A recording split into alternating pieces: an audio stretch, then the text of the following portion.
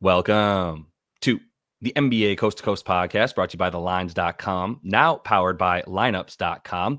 This is Nate and Josh coming to you guys as we always do. Just a few things a little bit different after our hiatus. Like I said, we are still at thelines.com, but that is currently being powered by thelineups.com, just lineups.com. So if you do go to thelines.com, that's where you'll be taken to eventually as well. So it's all going to be one big happy family. But that is something that we wanted to let you know. Big reason why we've been missing for about a week or so, but very glad to be back and get into game one of the Western Conference Finals.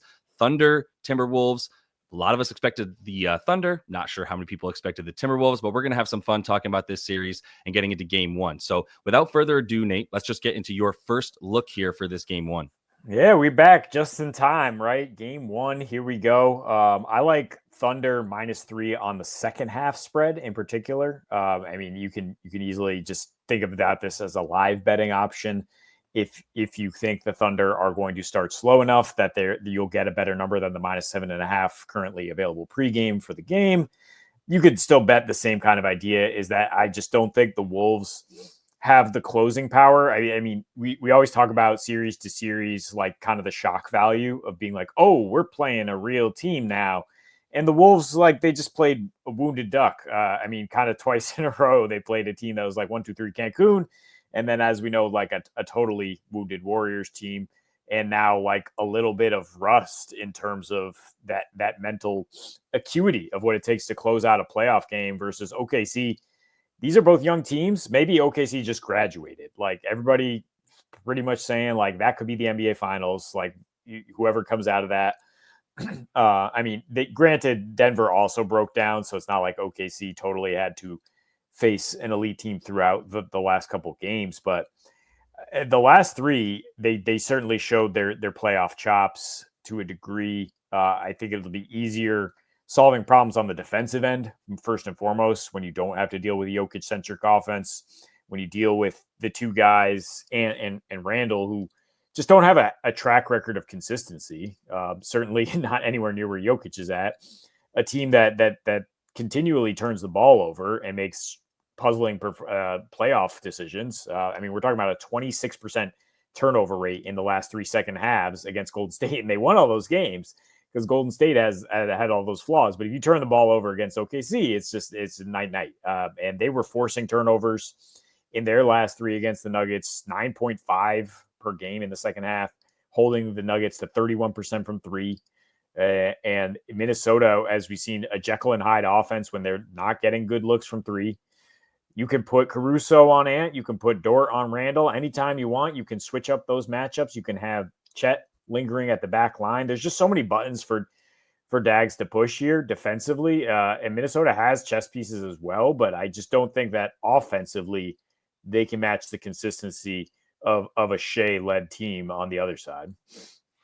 Yeah, I tend to agree. I'm happy to take the spread for the game as well. I think 7.5 is a fine number here. I think anything below double digits is a fine number. I asked you to talk me off of, OKC running away with this series, and to be fair, you didn't try that hard, but you definitely didn't talk me off of it. You made some points about how, what Denver, excuse me, sorry, Denver, but what Minnesota's path to victory is here.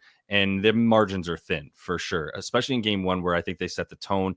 This is a situation where, like, OKC's healthy. They won that last game by the second quarter, right? They ran away with it, and by the third quarter, it was over. So how tough of a game seven was it? They come in pretty well rested. All of this at home, haven't left sleeping in their beds in the last week now or so. Well, 5 days, 4 days when this game is played. But that's a really good amount of time to be sleeping in OKC and preparing in your own gym and everything. So I think they come out strong, like you said. I think them to win both halves is reasonable. I have very, very, very little respect for this Minnesota squad, as I've mentioned, because I did watch all of that series. But let me kick it off here with a play a prop and just get into J-Dub for a sec, because I do think that he's going to have a much better series than he did in the last one. I'm going to just stick with the rebounds and assists to the over for him right now. I'm not too scared of the points, he said, while only taking the RA. But to be fair, like there's no need for it. And if you ask me if I would play the over 19.5 points by itself, then yeah, like I would. I'm not scared of it. And I think that the PRA is a fine bet as well. But I've been targeting his RA for a minute because he stays involved and he has the touches here to warrant him being a facilitator, not just a guy that's playing off ball while SGA does everything. You look at his touches in this series; he was second to SGA in front court touches, and nobody was really close much after that. iHeart did a decent amount in there, but really it's just guys shooting after one of those two guys dribble drives and figures out what they want to do from there. If you look at the rebounds for him, though, he has great numbers against this team specifically, both on the assists and the rebounds, I should say. But starting with the rebounds, the chances are really nice in the head-to-head for him on the season. In the 4 games here, we're looking at about 12 per game.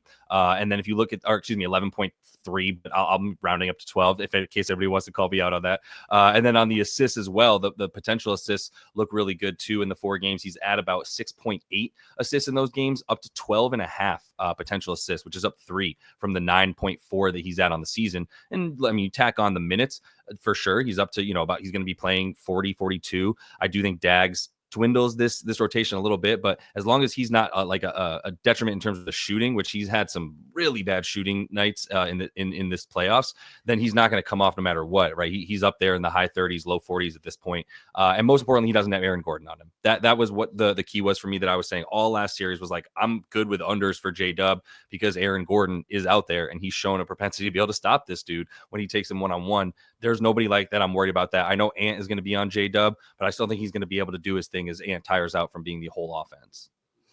Yeah, and I think J-Dub will spend some time on Randall on the other end, right? And so that will give you more rebounding opportunities for sure. Talk about OKC as a balanced rebounding team, which kind of relates to another cap I've got here. But yeah, I expect him to get his nose in there and be for the rebounds to really carry this. Like I don't know if I like the assists very much. I don't like them for Shea either. I like rebounds for Shea more. I mean, it's the playoffs. It's a Wolves team that limited assists very well. But in your defense, like J-Dub, he finally seemed to find his rhythm and like make actual quick decisions in those last couple games against Denver, and find the seams in the zone, which they probably will see a lot of zone as well, right? Given how they struggled there, OKC.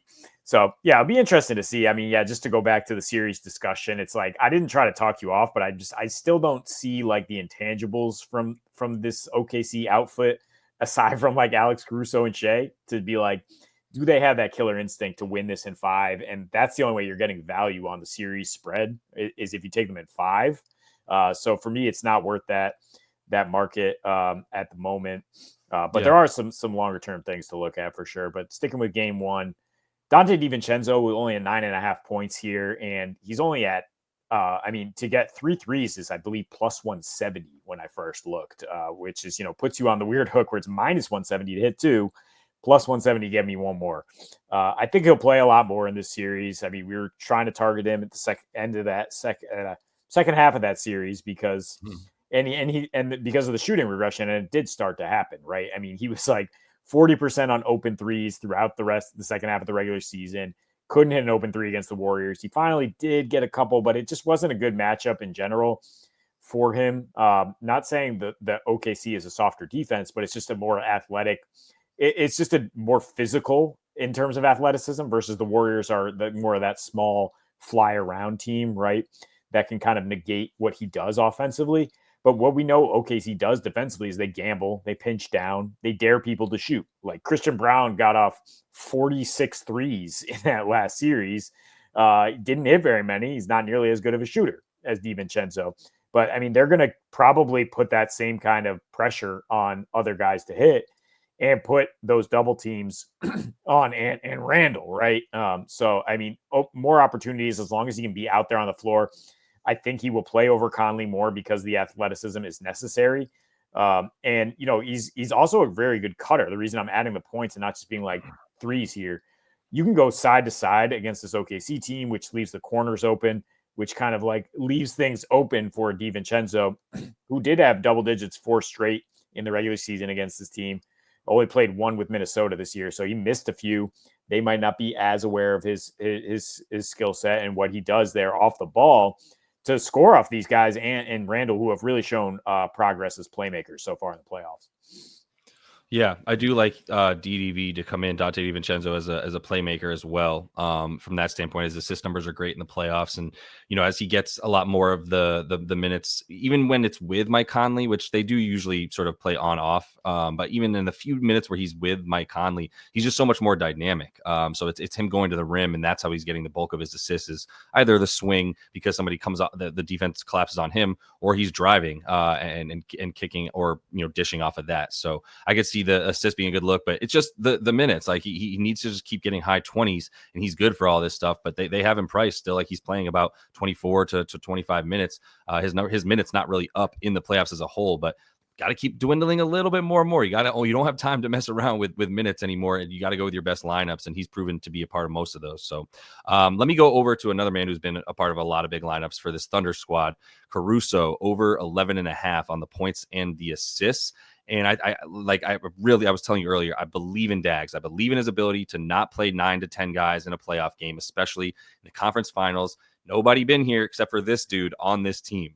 Nobody. So it is time to not mess around. And his minutes were low in the playoffs as a whole. His averages, he's at 22 minutes per game in the playoffs, but he got up to mostly about 24 to 28 in the Denver series, because it was like, no, it's time to go. In Memphis, you had a little time to mess around, and there was still Kayson Wallace, there was still Isaiah Joe minutes, there was still plenty of Aaron Wiggins minutes in that series. There's a lot of blowouts happened for OKC. Now it's like you see what happens in the Denver series. He goes up to about 27 minutes per game in that series. Last 2 games plays 26 and 27 minutes. Probably wouldn't gotten more if it wasn't a 30-point blowout, and then everybody got reduced in Game 7 there. But yeah, for him on the points and the assists, he's proven to be a facilitator in the playoffs as well, and somebody that they trust to handle the ball. His touches are comparable to anybody that's not named Shai or Jalen Williams without the Y specifically. And so he's got the most minutes coming off the bench. He's almost as many minutes as Dort now in the postseason, and that's a guy who you'll continue to see him eat into his minutes. I easily think he hits 30 when they play on the road in Minnesota in close games, because Dort has proven to be such a hot and cold player when he's at home hot, when he's on the road cold. And that's a big reason for Caruso coming in and getting his minutes as well, because he's not scared of those shots. He hit 2 threes in every single game that they played in Denver in that series in limited time. So the points for him, he should be at about 9. Honestly, he's at 8.5. I think he should be at 9 or 10.5 for his points prop. So that's why I really love adding the assist, because he's at about 3 per game as well. And that's from that standpoint. So this should probably be about 13.5 on the PA before I would even be like, now it's 50-50. I think we're still getting great value on him and his minutes that'll be increasing here. Yeah, we've been off for a week, and I've been betting this exact line for Alex Caruso pretty much every game for the Thunder. I think it's gone like three for 4 in those last 4 games of the series, and he has probably better numbers in the regular season against the Wolves than he did against the Nuggets. It's just a math thing where if he gets 25-ish minutes, he's good for this, and I talked about their turnover rate, the Wolves. So, that's how he scores a lot of his points, right? It's just he's at the head of the snake. And if you turn it over, he's the one leaking out to score the other way. So I fully endorse this one. Last pick for me, I'm going to take Rudy Gobert, most rebounds for the game at plus 175.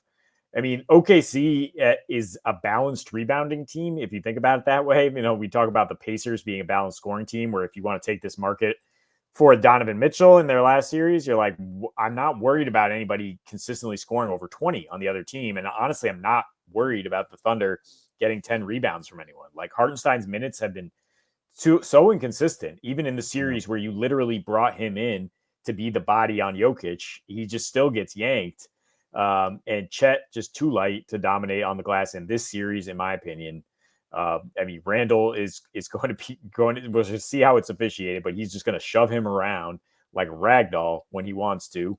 And so I just don't know where the Thunder are going to get a 9+ rebounder, but they should, keep a big on the floor enough so that Rudy is not played off like he was by the Dubs attempted to.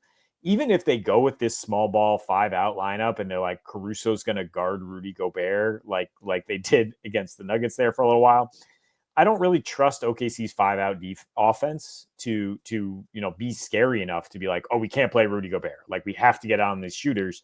We've seen OKC brick a ton of threes. Like it's not code DEFCON 5 or any DEFCON like it is when the One Warriors step. get that blender going. Yeah, it's not. No, I'm saying not even 5. We're Oh, not. gotcha. We're a long way away from 1.